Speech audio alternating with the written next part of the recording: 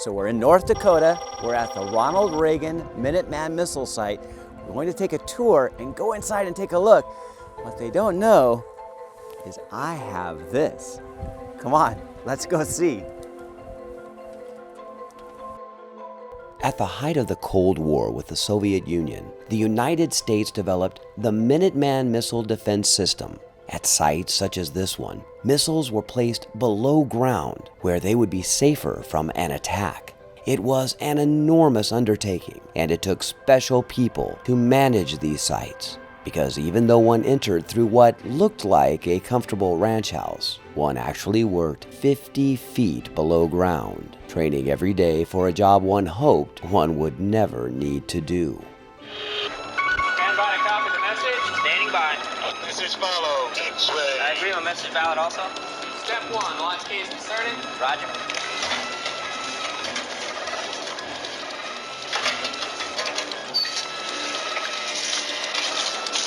Let's enable the missiles. Program Roger. flight switch. Enable. Flight all. LFO. Unlock code inserted. Stand by. Unlock codes inserted. Enable switch. Enable. It's enabled. Coordinate. Enable command. Yes, this is Oscar. We're doing all call enable. Thank you.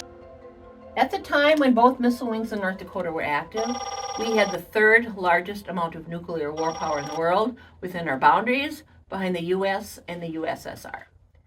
Between these three active missile wings, there were about 400 missiles that could be launched today. When all 6 wings were active, there were about 1,000 missiles that could have been launched. And at the time, Minuteman Missile 3 carried 3 nuclear warheads apiece. Each warhead is more powerful than either of the bombs that went off in Hiroshima or Nagasaki. Following the peace treaty signed in 1991, 3 missile wings were deactivated. Oscar Zero was kept intact as it was for the express purpose of it becoming a historic site, which we opened up in 2009. And you look out the window in the middle of January or April, and you go, snow up to here. Might have been 3 below or 20 below for 3 weeks. A lot of boredom and low morale grew out of that, in part because nobody ever asked to be assigned to North Dakota in the first place. And then when you are here, you're stuck out here, which is more in the middle of nowhere. To help with that, Air Force upgraded all their facilities to make them more home-like and give everybody more things to do.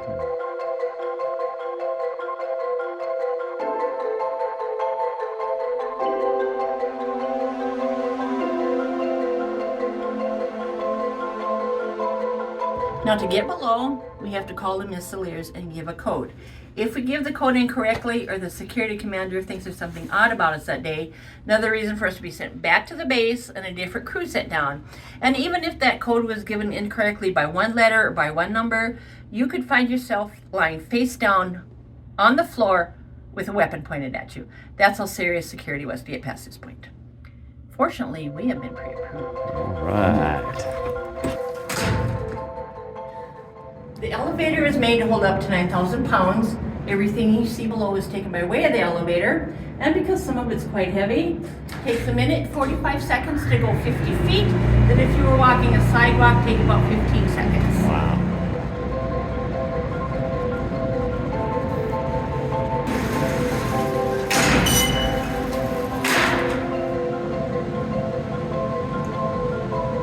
This diorama depicts about 4 different aspects of the missile wing. We are beneath the missile alert facility building here 50 feet between these 2 capsules. This is the equipment building capsule, which is that one there. We'll visit that one first. This is the launch control capsule, which is behind me here.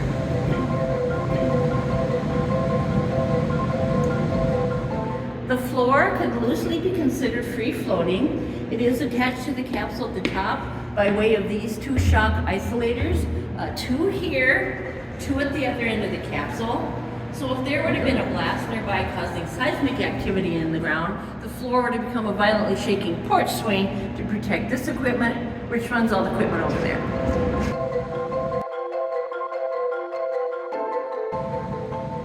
This is another glass door, also about 3 feet thick. This one weighs only about 9 tons. This door can be opened only from the inside. They call this a no-loan zone. Always had to be 2 people in here for security reasons, and so that no one person can cause problems. unless they'd be in cahoots with each other. If the president would have ordered a launch because America was being attacked, his orders would have gone down to Strategic Air Command in Omaha. They would have received them in Grand Forks. At the same time, down here, they would have heard something like this. At their respective consoles, they each would have received a code, written it down, and then compared it. If it differed in any way, maybe one of them misheard or miswrote, they would contact Grand Forks to confirm what it was.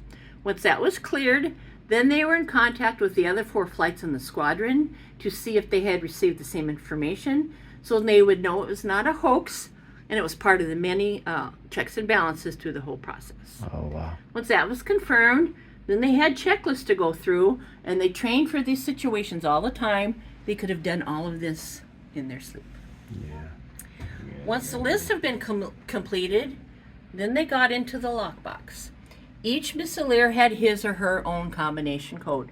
You knew your combination, you knew yours, you would not have known anybody else's. My partner and I are leaving shift. We're taking our locks with. You two are putting your locks on. And they show that in the video. We're watching each other. Again, that's your checks and balances.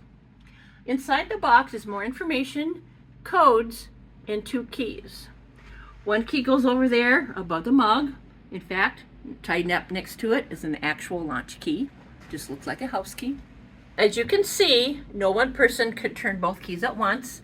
They had to be turned within 1.2 seconds of each other and held in place for 2 seconds before a launch would occur. And as if we have been turning our 2 keys, one of the other flights has been notified, and they'll be turning their 2 keys also. It wasn't just 2 keys to launch a field of missiles. It took 4. No one person, no one flight can launch. It's part of your checks and balances. The Ronald Reagan Minuteman missile site is unlike any military museum on Earth. Only here can one still hear the echoes of the Cold War and briefly feel the tension experienced by missileers working 50 feet below the snowy fields of North Dakota.